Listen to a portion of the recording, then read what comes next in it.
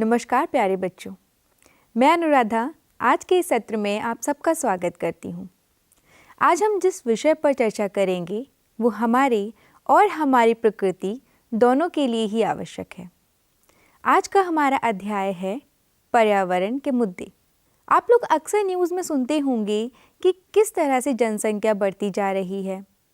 बढ़ती जनसंख्या के साथ ही बढ़ रहे हैं संसाधनों की मांग, और इसलिए जनसंख्या बढ़ने के परिणाम संसाधनों को मिल रहे हैं, उन पर दबाव पड़ रहा है। आपने देखा ही होगा कि बढ़ती जनसंख्या के साथ ही शहरीकरण को भी बढ़ावा मिल रहा है। आज हर कोई अच्छे से अच्छे कपड़े पहनना चाहता है, बड़ा घर चाहता है, अपनी गाड़ी वाहन चाहता है। आजकल ज़्यादातर घरों में एसी होते हैं, रेफ्रिजरेटर होते हैं, जो कि सामान्य ज़रूरत भी है, जिसे हम गलत भी नहीं कह सकते, लेकिन इसका बुरा परिणाम हमारे वातावरण पर पड़ रहा है। और जब हमारा वातावरण ही स्वस्थ नहीं रहेगा तो हम भी स्वस्थ नहीं रह पाएंगे। हमें जीवित रहने के लिए अपने वातावरण और संसाधनों दोनों की ही ज़रूरत है, तो हमें ही इनकी रक्षा भी करनी होगी। हम विकास को नहीं रोक सकते, पर हमें आज भी आवश्यकता है कि विकास की प्रक्रिया को बिना रोके अपने महत्वपूर्ण प्राकृतिक संसाधनों को खराब होने यानी निम्नीकरण होने और इनके अवक्षय को रोकें और इसे प्रदूषित होने से बचाएं। ज़रा इन चित्रों पर नज़र डालते हैं। क्या आप समझ पा रहे हैं कि ये चित्र क्या दर्शा रहे हैं? जी हाँ, ये चित्र भिन्न भिन्न प्रकार के प्रदूषण को दिखा रहे हैं। आपने कई बार सुना होगा कि वायु प्रदूषण बढ़ रहा है या गंगा का जल दूषित हो रहा है। इसके अलावा भी आपने प्रदूषण के बारे में कई बार सुना होगा। आइए जानते हैं कि प्रदूषण क्या है, इसके कितने प्रकार हैं और इसे कैसे परिभाषित करते हैं। प्रदूषण वायु, भूमि, जल या मृदा के भौतिक, रासायनिक या जैविक अभिलक्षणों में अवांछनीय परिवर्तन होना प्रदूषण या पॉल्यूशन कहलाता है।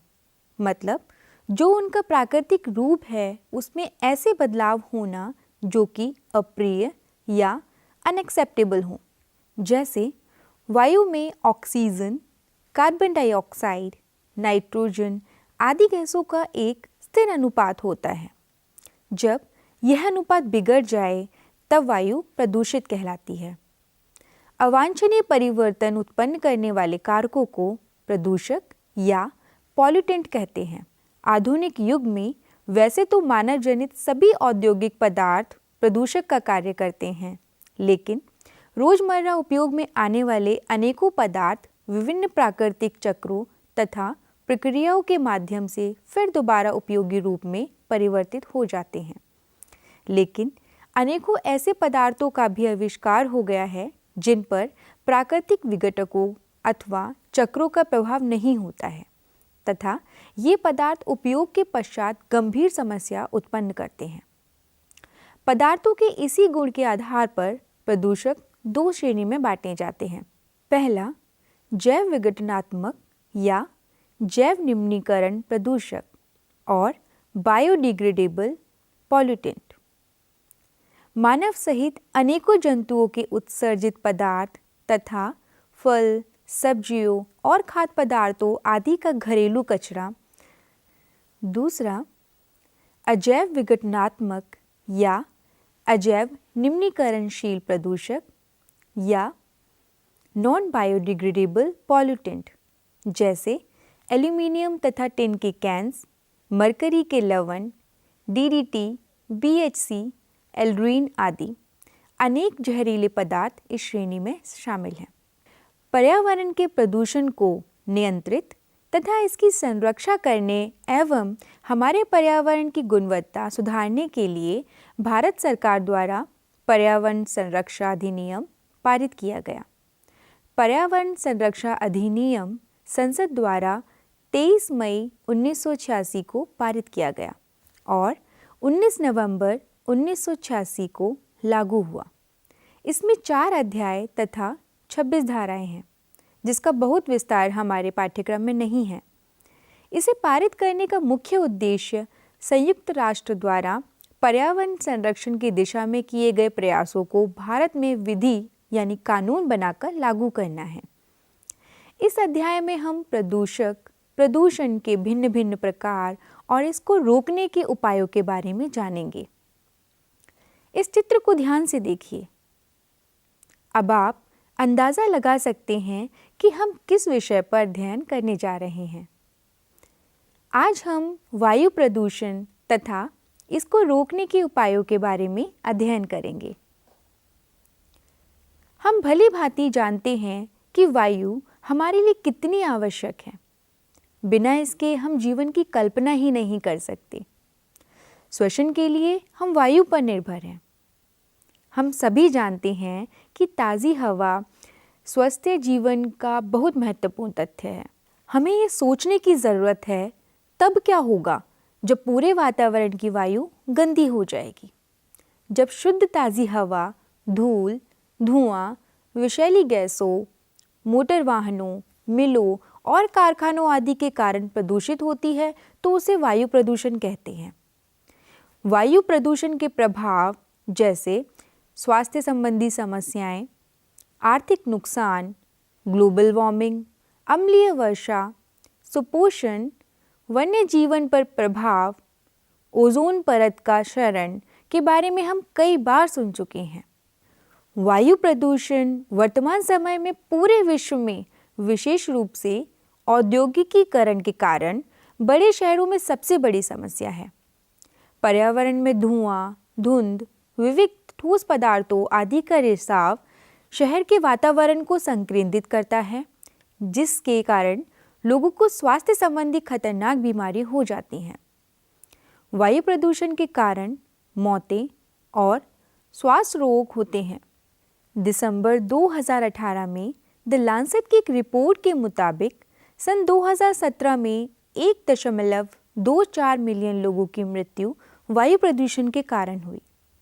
वायु प्रदूषण के कारण समताप मंडल से हुए ओजोन रिक्तीकरण यानी ओजोन डिप्लीशन को बहुत पहले से मानव स्वास्थ्य के पारिस्थितिकी तंत्र के लिए खतरे के रूप में पहचाना गया है।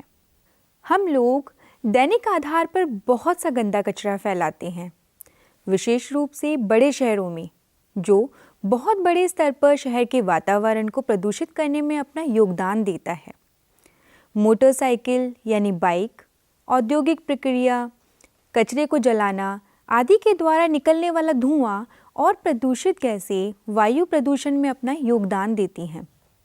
वायु प्रदूषण हानिकारक तरल बूंदों, ठोस पदार्थों और विषाक्त गैसों जैसे हैलोजेनेट और गैर हैलोजेनेट हाइड्रोकार्बन्स, नाइट्रोजन और सल्फर गैसें, अकार्बनिक पदार्थ, अकार्बनिक और कार्बनिक अम्ल, बैक्टीरिया, वायरस, कीटनाशक आदि का मिश्रण है जो सामान्यतः ताज़ी हवा में नहीं पाए जाते और पेड़ पौधों और पशुओं के जीवन के लिए बहुत खतरनाक हैं।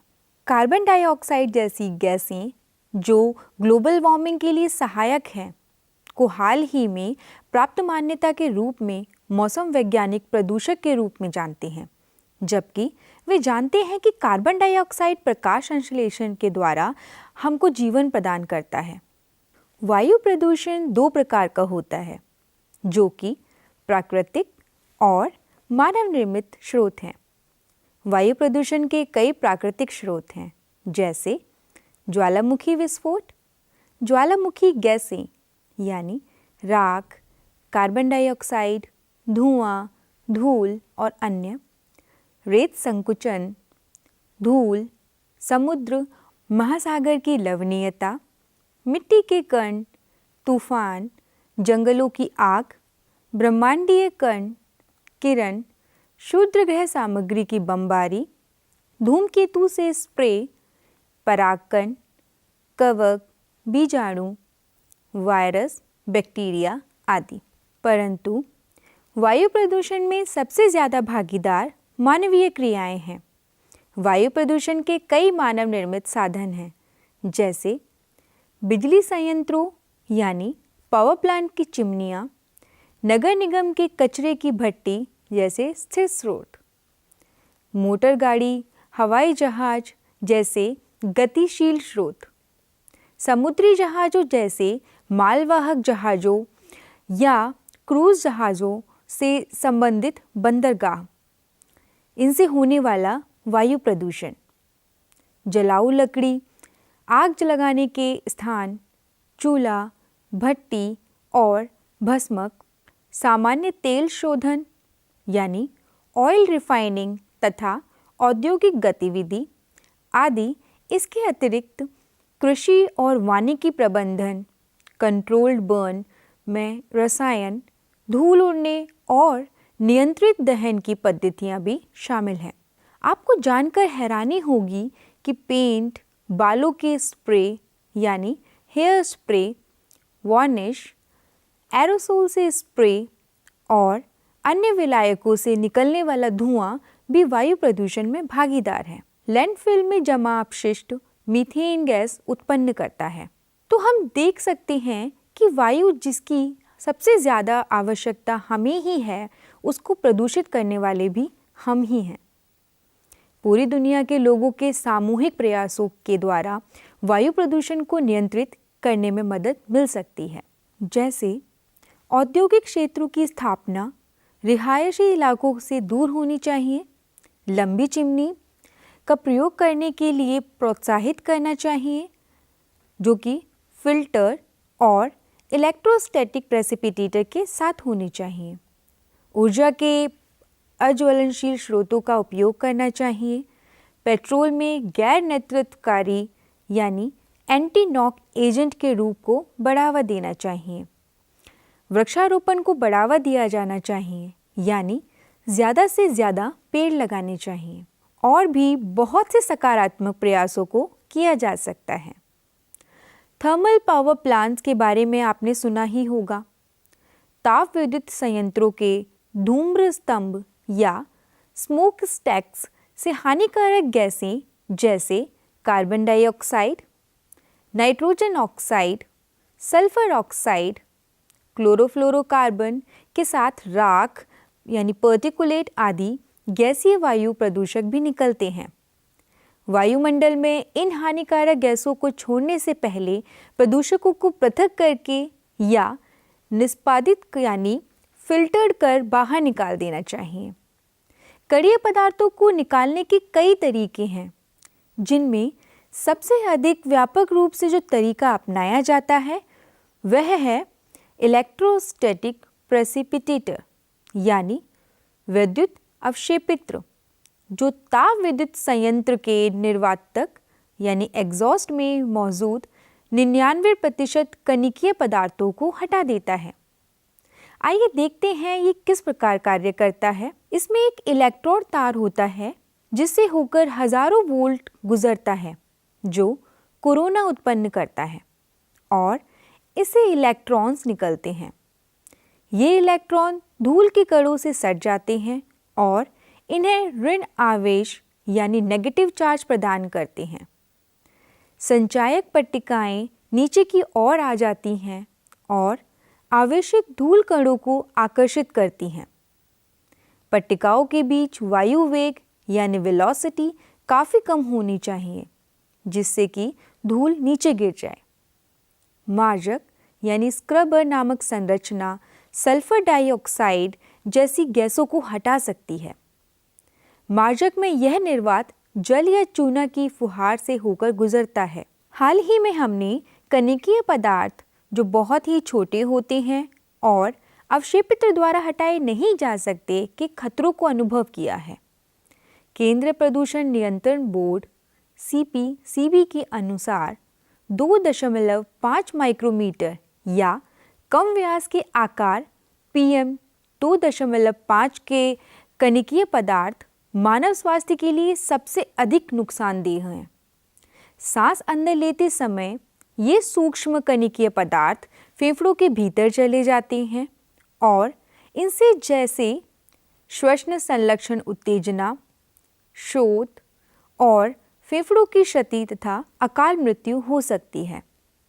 खासकर महानगरों में स्वचालित वाहन, कार, मोटरसाइकिल्स वायुमंडल प्रदूषण के प्रमुख कारण है। जैसे जैसे सड़कों पर वाहनों की संख्या बढ़ती है, यह समस्या अन्य शहरों में भी पहुंच रही है। स्वचालित वाहनों का रखरखाव उचित होना चाहिए। उनमें सीसा रहित पेट्रोल या डीजल का प्रयोग होने से उत्सर्जित प्रदूषकों की मात्रा कम हो सकती है। उत्प्रेरक परिवर्तक यानी कैटालिटिक कन्वर्टर में कीमती धातु प्लैटिनम, पैलेडियम और रोडियम लगे होते हैं, जो उत्प्रेरक यानी कैटलिस्ट का कार्य करते हैं। ये परिवर्तक स्वचालित वाहनों में लगे होते हैं, जो विषैली गैसों के उत्सर्जन को कम करते हैं। जैसे ही निर्वात उत्प्रेरक परिवर्तक से होकर गुजरता है, हाइड्रोकार्बन डाइऑक्साइड और जल में बदल जाता है। कार्बन मोनोऑक्साइड तथा नाइट्रिक ऑक्साइड क्रमशः कार्बन डाइऑक्साइड और नाइट्रोजन गैस में परिवर्तित हो जाता है। उत्प्रेरक परिवर्तक युक्त मोटर वाहनों में सीसा रहित यानी अनलेडेड पेट्रोल का उपयोग करना चाहिए, क्योंकि सीसा युक्त पेट्रोल उत्प्रेरक को अक्रिय करता है। वाहनों की संख्या काफ़ी अधिक होने की वजह से दिल्ली में वायु प्रदूषण का स्तर देश में सबसे अधिक है। यहाँ पर वाहनों की संख्या गुजरात और पश्चिम बंगाल में कुल मिलाकर जितने वाहन हैं या उससे अधिक है। सन 1990 के एक आंकड़ों के अनुसार दिल्ली का स्तर विश्व में 41 सर्वाधिक प्रदूषित नगरों में चौथा है। दिल्ली में वायु प्रदूषण का मामला इतना खतरनाक हो गया कि भारत के सर्वोच्च न्यायालय में एक जनहित याचिका PIL दायर की गई। सर्वोच्च न्यायालय द्वारा इसकी कड़ी निंदा की गई और न्यायालय ने भारत सरकार से एक निश्चित अवधि में उचित उपाय करने का आदेश दिया।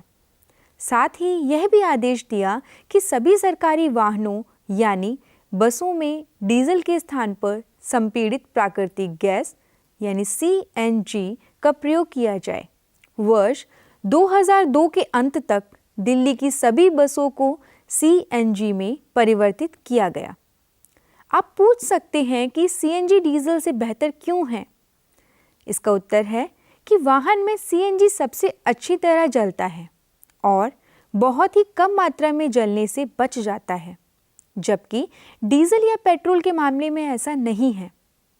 इसके अलावा यह पेट्रोल या डीजल से सस्ता है। साथ ही चोर इसकी चोरी नहीं कर सकता और पेट्रोल तथा डीजल की तरह इसे अपमिश्रित नहीं किया जा सकता, यानी कि इसमें मिलावट नहीं की जा सकती है। CNG में परिवर्तित करने में मुख्य समस्या इसे वितरण स्थल यानी पंप तक ले जाने के लिए पाइपलाइन बिछाने की कठिनाई को लेकर और इसकी अबाधित सप्लाई करने की है। साथ ही साथ दिल्ली में वाहन प्रदूषण को कम करने के अन्य कई उपाय किए गए हैं, जैसे पुरानी गाड़ियों को धीरे धीरे हटा देना, सीसा रहित पेट्रोल और डीजल का प्रयोग करना, कम गंधक यानी सल्फर युक्त पेट्रोल और डीजल का प्रयोग करना, वाहनों में उत्प्रेरक परिवर्तकों का प्रयोग, वाहनों के लिए कठोर प्रदूषण स्तर लागू करना आदि। भारत सरकार ने एक नई वाहन ईंधन नीति के तहत यहाँ के शहरों में वाहन प्रदूषण को कम करने के लिए मार्गदर्शी सिद्धांत निर्धारित किया है। ईंधन के लिए अधिक कठोर मानक बनाए गए ताकि पेट्रोल और डीजल ईंधनों में धीरे धीरे गंधक और एरोमेटिक की मात्रा कम की जाए। उदाहरण के लिए यूरो 3 मानक के अनुसार डीजल और पेट्रोल में गंधक भी नियंत्रित कर क्रमशः 350 और 150 पार्ट्स पर मिलियन ppm करना चाहिए। संबंधित ईंधन में एरोमेटिक हाइड्रोकार्बन 42% पर सीमित करना चाहिए। मार्गदर्शी के अनुसार पेट्रोल और डीजल में गंधक को कम कर 50 ppm पर लाकर लक्ष्य को 35% के स्तर पर लाना चाहिए। ईंधन के अनुरूप वाहन के इंजनों में भी सुधार करना पड़ेगा। उत्सर्जन मानक भारत स्टेज 2 जो यूरो 2 मानक के तुल्य है, अब भारत के किसी भी नगर में लागू नहीं है। दिल्ली में किए गए ये प्रयास प्रशंसनीय हैं, जिसके कारण यहाँ की वायु की गुणवत्ता में काफ़ी सुधार हुआ। एक आकलन के अनुसार सन 1997 से 2005 तक दिल्ली में कार्बन मोनोऑक्साइड और सल्फर डाइऑक्साइड के स्तर में काफ़ी गिरावट आई है। वायु प्रदूषण को कम करने के लिए सरकार द्वारा कई कदम उठाए जा रहे हैं, जिसमें प्रशंसनीय है नेशनल ई मोबिलिटी प्रोग्राम या राष्ट्रीय ई गतिशीलता कार्यक्रम। यह भारत का एक प्रकार का पर्यावरण कार्यक्रम है, जिसका मुख्य उद्देश्य 2030 तक चार्जिंग इंफ्रास्ट्रक्चर के लिए नीतिगत ढांचा तैयार करना, ताकि सड़कों पर 30% इलेक्ट्रिक वाहन लाया जा सके। ई गतिशीलता का एक महत्वपूर्ण पहलू है ऊर्जा की समग्र उपलब्धि में दक्षता लाना। यह कार्यक्रम भारत के पेट्रोल और डीजल वाहनों पर निर्भरता को कम करेगा और इस तरह प्रदूषण को भी कम करने में मदद करेगा। वायु प्रदूषण या एयर पॉल्यूशन को कम करने के लिए अब ऑटोमोबाइल कंपनियां BS6 यानी भारत स्टेज 6 वाहनों का निर्माण कर रही है। इन वाहनों में धुएं को कम करने के लिए पेट्रोल डीजल भी BS6 डलेगा। तो अब हम इसके साथ इस सत्र को यहीं विराम देंगे और शेष पर अगले सत्र में विचार करेंगे। आइए जो हमने आज सीखा उसे एक बार दोहराते हैं।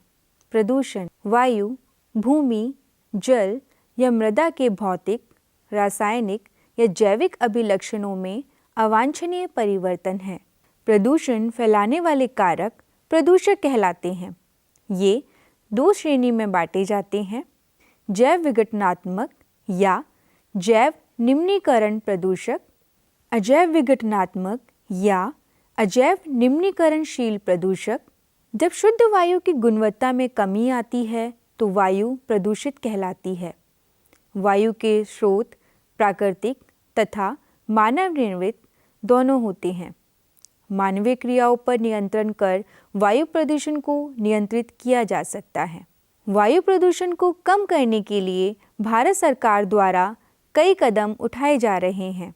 अब बारी है कुछ प्रश्नों की। मुझे आशा है कि आप इन पर ज़रूर विचार करेंगे। पहला प्रश्न, भारत स्टेज 6 क्या है तथा इसका वायु प्रदूषण पर क्या प्रभाव रहेगा?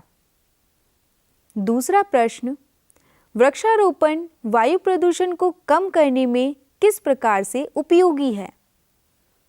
तीसरा प्रश्न, दिल्ली में वाहनों से होने वाले वायु प्रदूषण को कम करने के लिए क्या प्रयास किए गए?